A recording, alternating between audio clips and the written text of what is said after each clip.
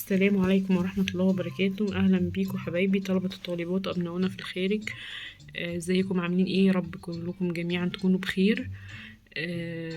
ان شاء الله.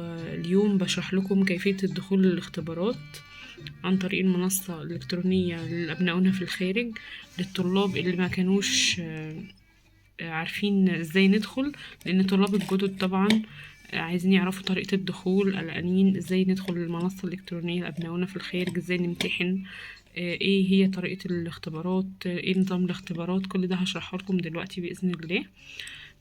عايزاكم تطمنوا، ما تقلقوش، ان شاء الله الامور كويسة.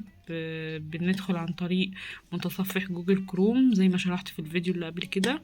بندخل على المنصة الإلكترونية لأبنائنا في الخارج، وهي فيها فيديو شرح كامل لطريقة الدخول، ونقدر ندخل نشوف الفيديو اللي على المنصة، ونقدر نسمع الشرح برضو اللي انا هقول لكم عليه دلوقتي بطريقة مبسطة ان شاء الله. احنا دايما طبعا بنأكد عليكم ان دخول الاختبار لازم يكون من لابتوب موصل بيه كاميرا او كمبيوتر، تمام، زي ما الوزارة قايلة ويعني التنبيهات نازلة بان لازم تفتح من لابتوب او كمبيوتر، عشان الاختبار مش هيفتح معاك من موبايل او من تابلت، تمام. ان شاء الله بندخل عن طريق جوجل، متصفح جوجل كروم. اوكي.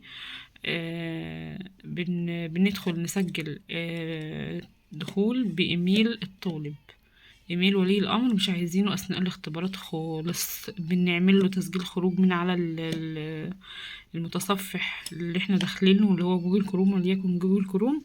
نعمل تسجيل خروج لإيميل ولي الأمر، وما بنستخدموش تاني خلاص.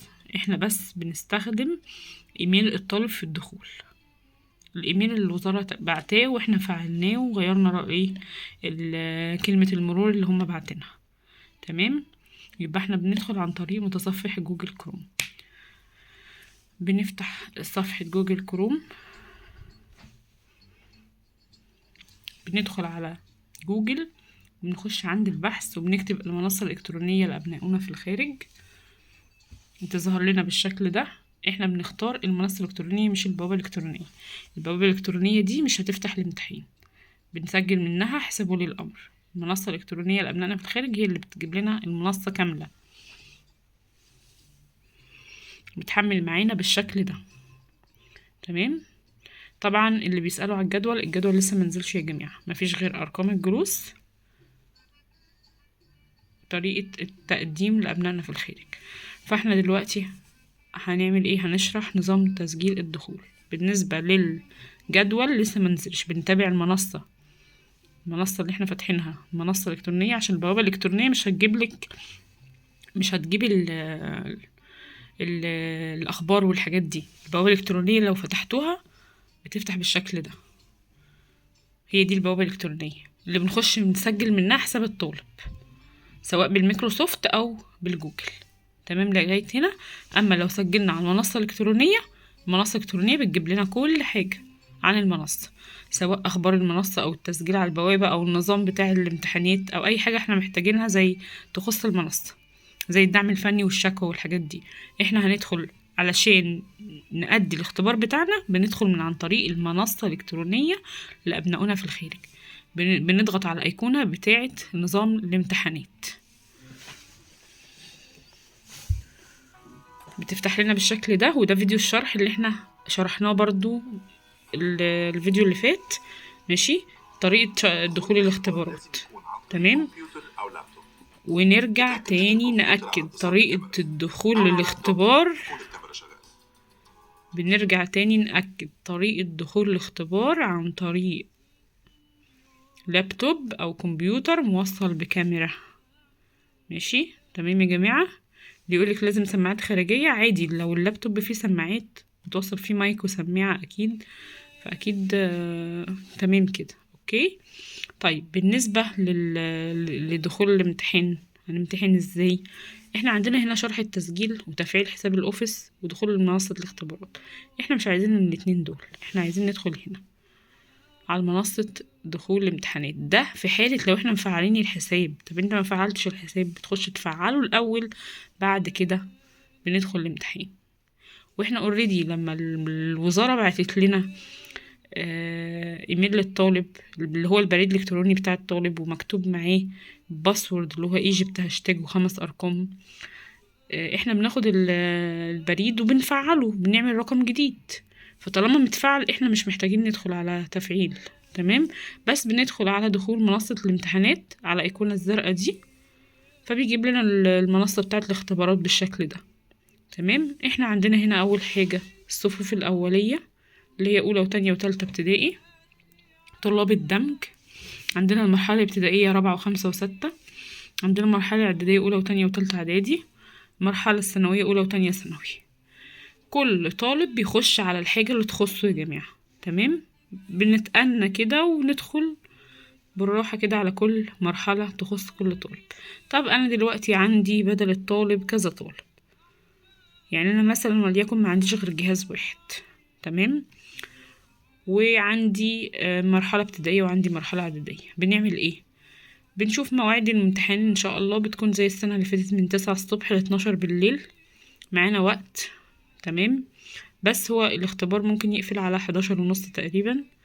فاحنا بندخل بننظم نفسنا كده، ومثلا دخلنا ابننا اللي في المرحلة الابتدائية بنخش ندوس على اجراء اختبار، بنسجل اسم الطالب، عفوا اقصد البريد الالكتروني بتاع الطالب والباسورد بتاعه، وبيفتح معانا وليكن اول امتحان اللي هو اللغة العربية. بنضغط على اختبار اللغة العربية، بيفتح معانا الاختبار وبنمتحن.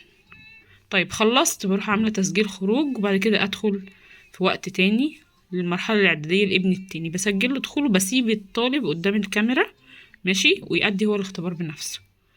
تمام. طيب ازاي بقى ندخل؟ ازاي هدخل اسجل لابني مثلا وليكن معانا المرحلة الإعدادية؟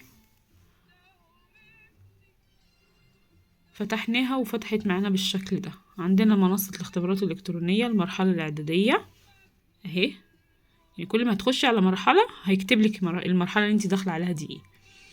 يعني الطالب لو مسجل في الإعدادية هتخشي هيسجل لك تمام. طب انت دخلتي في مرحلة بالغلط وسجلتي ايميل الطالب، مش هيفتح معاكي عشان هو مش في المرحلة دي. تمام. طيب هتعملي ايه؟ هتروحي مسجلة خروج وتخشي تاني من جديد الخطوات دي كلها على جوجل ومنصة إلكترونية، وبعد كده تخشي تدخلي الاختبار، وبعد كده نخش على المنصة. طيب بتروحي داخلة المرحلة اللي انت عايزاها. تمام. ما نقلقش، يعني الأمور هتبقى كويسة. طيب واحدة واحدة كده، لو حاجة غلط هنحاول نعرف الغلط فين وبنحاول نصلحه. طيب دلوقتي أنا دخلت على المرحلة الإعدادية وعايزة أسجل دخول مثلا وليكن لحد من ولادي، بروح عاملة تسجيل دخول من هنا. تمام. انا عشان عندي تسجيلات كتير، فالمهم انا بدخل على كلمة الميكروسوفت دي، تسجيل من دخول من ميكروسوفت اهي. تأكدنا اهي بنسجل حساب الطالب هنا في المكان ده، وليكن لا اما بنكتبه. تمام. وما بنكتبش اي حرف غلط.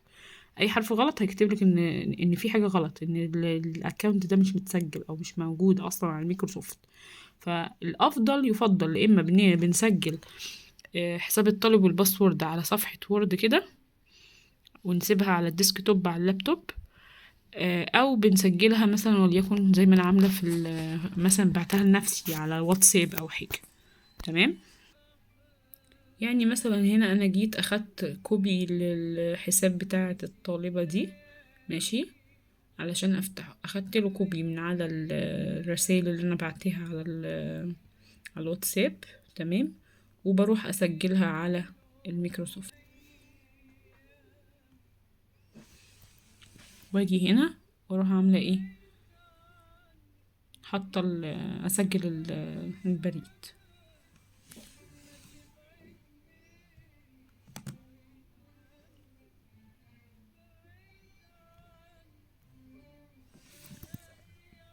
تمام كده. وبعدين بنيجي هنا نسجل الباسورد كلمة المرور الجديدة اللي احنا فعلناها.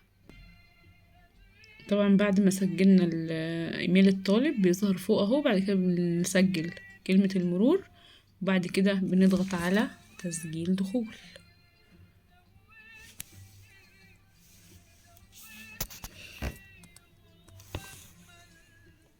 فطبعا عشان الاختبار منزلش فهو كده ايه مش هيفتح معانا. تمام. بس وقت دخول الاختبار او وقت تنزيل الجدول وخلاص اليوم عندنا اختبار فهيفتح معانا ويجيب لنا اختبار اللغة العربية زي ما هو موجود في الفيديو.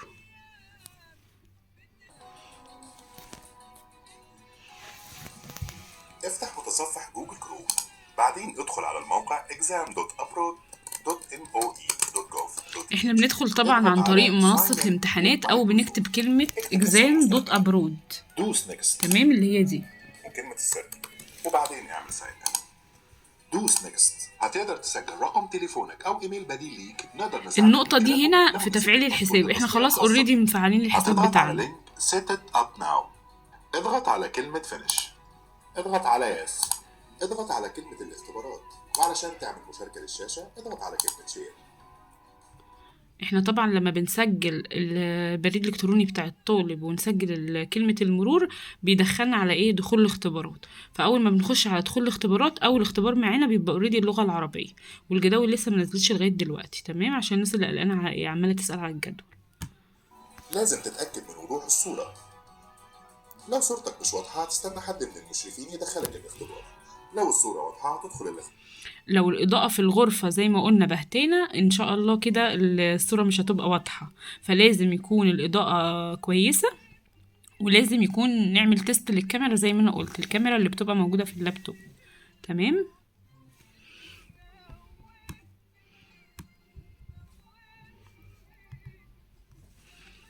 وهنا عندنا طريقة الدخول الاختبار. مثلا لو عندنا اللغة العربية بندوس على بدء الاختبار بعد كده بندخل الاختبار، وهتلاقوا العداد بتاع الوقت زي مثلا 180 دقيقة زي ما شرحت في الفيديو اللي قبل كده. اختبار على طول. هتدخل على قائمة الاختبارات وهتختار الاختبار واضغط بدء الاختبار. بعد ما الاختبار يبدأ هتلاقي عدد الأسئلة واسم الاختبار ومدة الاختبار والأسئلة. ده العداد اللي أنا شرحت لكم عليه. يعني وليكن لو فتحنا الساعة 9 معانا وقت 3 ساعات أو 4 ساعات للاختبار. اللون الأزرق يعني السؤال الحالي. اللون الأخضر يعني الأسئلة اللي أنت جاوبتها. اللون الأبيض الأسئلة الغير مجابة. اللون الأصفر ده الفيديو يا جماعة اللي موجود على المنصة اللي أنا شرحت لكم عليه في الفيديو اللي فات. الأسئلة التي لم تعرف بعد. طبعا بيكون الاختبار عبارة عن 15 سؤال أو 20 سؤال. الأسئلة بتيجي في مربع أو في مستطيل عفوا زي ده، وتحتيه الاختيارات اللي احنا بنقرأ السؤال كويس جدا، وبعد ما بنقرأ السؤال بنشوف الاختيار الصح وبنضغط عليه بيعلم معانا قدام الاختيار الصح علامة صح، وبعد كده بنعمل التالي. تمام. احنا مش متأكدين من إجابة السؤال هنعمل ايه، وليكن انا محتاره مش عارفه اجاوب السؤال ازاي، هروح عامله كلمه تاجيل الاجابه واشوف التالي بعدها السؤال اللي بعده، فهو بيجيب لي السؤال اللي بعده، وده السؤال ده انا ما جاوبتوش خلاص عادي هيجيب لك السؤال اللي بعده وتجاوبيه. بعد ما بنخلص خالص هتلاقي علامه المربع مثلا هتبقى برتقاني بندوس عليها فبيجيب لنا السؤال اللي احنا مأجلينه ونجاوبه بعد كده بنسلم. مكان عرض الأسئلة، مكان الإجابة، تأجيل السؤال التالي. لما تجاوب على السؤال وتكون متأكد من الإجابة تقدر تضغط على كلمة التالي وعلى كلمة موافق. لو تاخدوا بالكم العداد بيعد اهو علشان وقت الامتحان. في وقت بعد كده في الامتحان اضغط على كلمة تأجيل الإجابة واضغط على كلمة موافق.